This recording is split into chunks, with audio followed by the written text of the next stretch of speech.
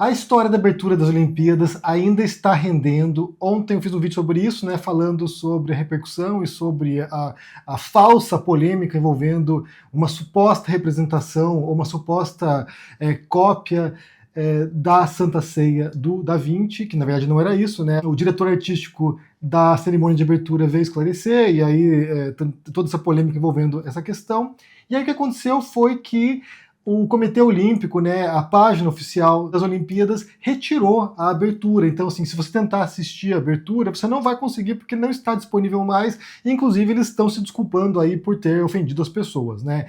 E ainda também, além disso, patrocinadores estão abandonando agora as Olimpíadas. Então, isso tem gerado aí uma tremenda repercussão negativa. E aí, hoje, eu convidei a Caroline Arcari para falar um pouquinho sobre essa questão, porque surgiu aí talvez uma outra falsa polêmica de que só estão revoltados com essas questões aqui quem é conservador, quem é reacionário, que não há outras questões que podem envolver algumas representações feitas na abertura das Olimpíadas. Então seja bem-vinda, Caroline, se quiser se apresentar aqui para o pessoal, pode falar. Obrigada, querida. Eu sou Caroline Arcari, sou pedagoga e também mestra em educação sexual. Algumas pessoas já me viram aqui no canal e de vez em quando eu venho, principalmente quando o tema é polêmico aqui em casa, né? Dá pano pra manga aqui em casa, porque a gente conversa muito sobre isso e são duas áreas diferentes, mas que dialogam, né? Eu sou pedagoga, então eu tô na área de direitos da infância e da adolescência e eu trabalho principalmente com enfrentamento à violência sexual que é praticada contra esse público já há muitos anos.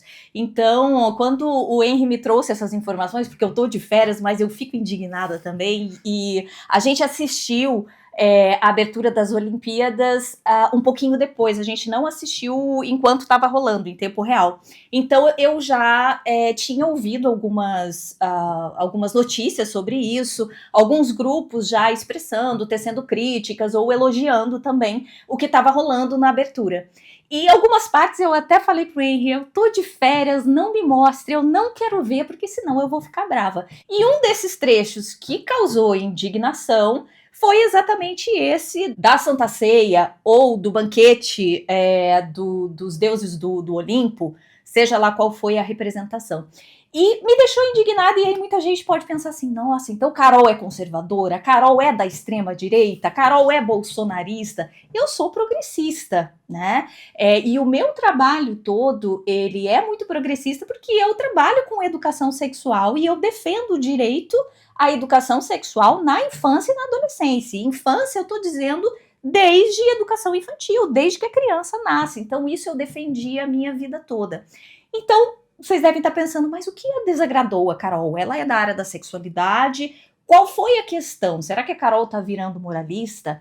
E é aquilo que eu sempre digo, quando a gente está na área de defesa dos direitos, defesa e garantia dos direitos da infância e adolescência, a gente paga um preço alto como progressista, porque tem temas que acabam se chocando com outras minorias e nós acabamos sendo lidas como caretas, moralistas, e aí o que mais afeta, né? preconceituoso, homofóbico, LGBTfóbico, e na verdade a gente tem que lembrar que quando você está, né, e a gente ali assistindo as Olimpíadas, a gente pressupõe que esse é um evento que é para a família toda, e eu não estou falando da família tradicional com o patriarca, né, e todo aquele símbolo do comercial de margarina, quando na verdade nos bastidores está rolando muito abuso de poder e violência. Eu estou falando da família, de todas as configurações possíveis de família, onde existe respeito, onde existe responsabilidade e onde existe criança. E é aí que tá, as pessoas esquecem que tem criança na família. Então, qual foi a minha indignação e o que me incomoda? Porque eu também fiquei feliz que retiraram do ar e eu também consigo tecer críticas sendo progressista. A gente tem que lembrar que o grupo progressista, ele não é um grupo homogêneo, né? Assim como quando a gente fala as pessoas LGBT, o movimento LGBT, QIAP+, também não é um grupo homogêneo. Tanto que eu vi muitas considerações e críticas tecidas pelo grupo de lésbicas, de gays, de bissexuais, tecendo críticas justamente às características da performance. E aí eu vou chamar a atenção que o movimento LGBT, ele muitas vezes se apresenta e ele tem conexões e símbolos que são de uma cultura pornificada. Então, essas vestes, por exemplo, das drag queens, que são inspiradas no BDSM, né, em que se usa couro, isso tudo é de um universo bastante erótico, adulto, e que tudo bem ser expressado nesses ambientes em que a criança não tem acesso, né? Então o problema não é o público LGBT que estava ali representando uma cena, mas as características dessa performance. Então são representações de um mundo adulto e principalmente pornificado. Então se a gente for pegar a história, por exemplo, das drag queens, que foram um marco importante e uma forma de subverter as normas rígidas de gênero, e que para 2024, muitas feministas, e eu me incluo aí, entendo que esse símbolo hoje está datado. E para muitas feministas, o símbolo da drag queen é um uso da feminilidade, sendo que a feminilidade ela é uma forma de opressão. Então, quando Simone de Beauvoir diz não se nasce mulher, torna-se mulher, muitas pessoas acham que ela está falando que mulher é uma identidade, que você vai se tornando, reivindicando, e a sociedade vai te dando autorização para isso, e você tem que se sentir dessa forma. Quando, na verdade, ela está dizendo que uma mulher, para ser considerada um ser humano, para ela existir para a sociedade, ela tem que cumprir esses códigos da feminilidade. E não são códigos, na maioria das vezes, confortáveis para as mulheres. Então, é parecer jovem, é usar salto alto, é ter um certo comportamento docilizado, é utilizar principalmente a forma de vestir, as maquiagens para atender um ideal de mulher. Então, quando Simone de Beauvoir falou isso, ela não estava falando que você se torna, né, uma mulher por causa da sua identidade, que você abraça esse papel que deram para você. Ela está falando que a mulher ela tem que cumprir o papel da feminilidade, e a feminilidade não é simplesmente uma performance, uma forma de ser, mas ela é uma opressão, em primeiro lugar, que reduz o espaço da mulher e coloca ela nesse espaço que é da docilidade, que é um espaço domesticado e que impede a mulher de acessar o espaço público. Quanto tempo, por exemplo, nós temos que ficar em maquiagem, depilação, escolhendo roupa para estarmos minimamente apresentáveis para dizerem, não, nossa, ela está arrumadinha. Porque uma mulher que tem cabelos grisalhos, que não passa maquiagem, que não cumpre isso, ela é vista como o quê? Largada, mal vestida, envelheceu mal. Nossa, essa daí tá acabada. Então a Simone de Beauvoir, ela estava fazendo uma crítica. E para muitas feministas, a própria expressão da drag queen seria uma forma de estereotipar a mulher. Porque muitas pessoas falam, mas tem drag queen homem. Mas a drag queen, que é o símbolo e que está muito evidente no movimento LGBT, é a drag queen que pega essa feminilidade e mostra de forma exagerada. E muitas mulheres se sentem ofendidas, porque a feminilidade não é algo positivo que a gente gosta de exercer. É uma obrigatoriedade para que a gente exista no mundo. E se a gente não cumpre isso, a gente perde espaço, a gente perde privilégios, a gente perde trabalho, a gente não é mais olhada porque a gente tem que cumprir isso. Digamos que isso fosse a Santa Ceia, eu ainda focaria no que se refere ao meu ponto de vista do meu trabalho, né? Essas apresentações e esses símbolos que muitas vezes são utilizados pelo movimento LGBT, eles são símbolos eróticos, são símbolos pornificados, e a gente tinha a presença de uma criança ali. E isso está sendo naturalizado. Então muitas pessoas podem falar, mas o que tem? A criança está presente ali, ela nem entende o que está acontecendo, para ela é só uma performance artística. A questão é que esses símbolos que precisam sim estar reservados ao mundo adulto. Quando a gente fala que a criança tem que ter educação sexual, não é que ela tem que ter acesso ao mundo erótico adulto. É que ela precisa saber sobre o corpo, sobre anatomia, sobre relação sexual, sobre relacionamento, e ela precisa, na educação sexual, desenvolver o senso crítico e fazer escolhas responsáveis. Então, muitas vezes, os próprios progressistas confundem o que é educação sexual. Então, é problemático a criança estar em espaços que têm símbolos erotizados. Aí não importa se é uma performance promovida pelo grupo LGBTQIAP+, ou se é uma artista pop, por exemplo, que a gente sabe que o pop está cada vez mais pornificado.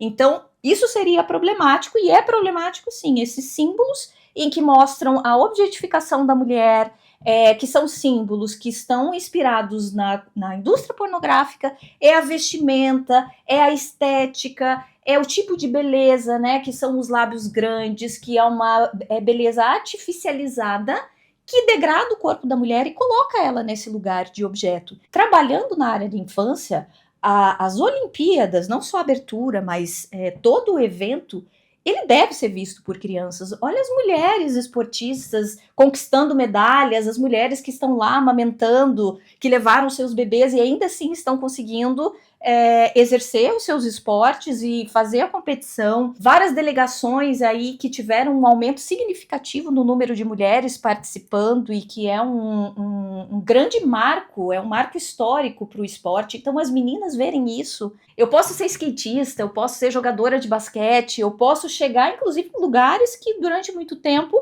foram lugares da celebração da masculinidade, como o futebol, por exemplo, né? Então, como é que eu penso num evento que inclua toda a família? Eu estou falando toda a família com a presença das crianças. Curiosamente, a alegação feita pelo diretor artístico é que ele queria incluir, né? Ele queria ser inclusivo. E criança sempre fica em último lugar. E quando a gente traz... E olha, isso daqui não é novidade que eu estou falando. Eu só estou repetindo, por exemplo, o que está na legislação brasileira. A gente tem um documento que foi uma grande conquista, que é o documento do Ministério da Justiça, que é da classificação etária. Esse foi um passo muito importante para os direitos da infância, porque estabeleceu critérios do que é saudável para uma criança consumir e assistir. E a classificação é indicativa porque isso dá notícias para os pais, para os responsáveis, para a família, do que tipo de conteúdo pode ter e se é livre, se é um conteúdo adequado, se é um conteúdo saudável, se é algo que a criança pode aprender, ou se há, por exemplo, violência explícita, sexo explícito, cenas eróticas. Então esse é um marco e é um avanço. Então, quantos progressistas atacam, e principalmente mulheres, porque ainda são as mulheres que estão nessa área da garantia dos direitos da infância, e nos chamam de caretas, de conservadoras, de direitistas, ultradireitistas e moralistas, é algo muito problemático. E aí muita gente de esquerda, gente progressista, fala assim: ai, gente, que moralista que é a Carol, na década de 80, a gente assistia Banheira do Gugu, e Gretchen, e tinha Band. E aí eu falo, gente, é isso que você deseja para a infância? Faz 25 anos que eu tô na área da educação, que eu estudo sobre infância, e é isso que a gente quer como sociedade? Que o mundo para as crianças de hoje seja parecido com o mundo da década de 80? Ah, mas eu sobrevivi. Olha que argumento mais frágil, né? Porque, sinceramente, se você sobreviveu à década de 80 e você teve conteúdos erotizados, que pena! Né? Porque o que a gente deseja para a criança hoje é que ela cresça em um ambiente saudável e quando ela for adulta, ela vai poder escolher e passar o resto da vida dela, se ela quiser, consumindo esse tipo de conteúdo. E que a gente deseja que ela faça boas escolhas. Até porque essas referências também contribuem para o modo como ela vai se relacionar com a sexualidade depois, né? Você publicou um livro recentemente, né, por sua editora. Quer falar um pouquinho sobre ele? É uma tradução, né, de um livro que já é bem famoso. Inclusive no Brasil muita gente estava lendo a versão em inglês, que é o Pornland. Então a Gayle Dines, ela traz essa reflexão, né, sobre como a nossa sexualidade, mesmo que a gente não perceba, porque a gente não tem controle nem consciência de como a nossa sexualidade, nosso desejo sexual está se desenvolvendo a partir de tanta coisa que a gente está consumindo na mídia, nas redes sociais. E a indústria pornográfica, ela foi sendo naturalizada no pop, nas revistas que eram famosas aí na década de 80, nos anos 2000, como a Revista Nova, Cosmopolitan, né, Agrade Seu Homem.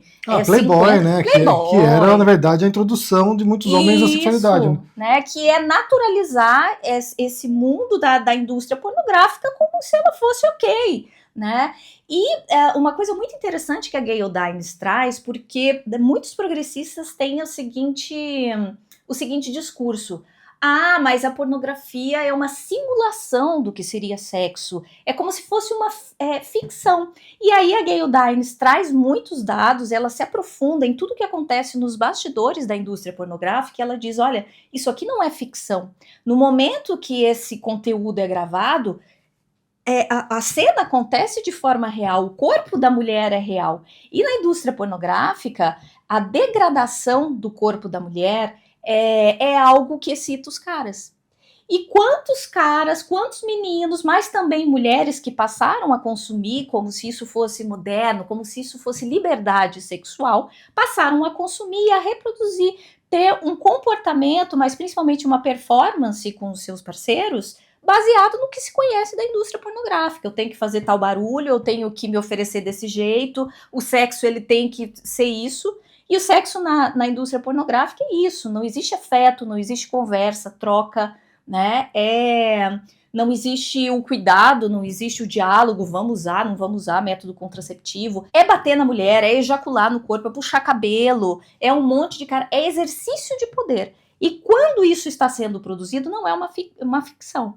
É o corpo da mulher, dessas atrizes, de fato está sendo degradado. Então a Gayle Dines, ela é maravilhosa ao trazer isso, ela tem argumentos muito fortes, e eu sou dessa galera, e sou progressista, e não sou antissexo, e não sou careta. Eu sou uma pessoa que no governo Bolsonaro, 2019, estava lá publicando um livro que fala para as crianças de onde vêm os bebês, em 2019.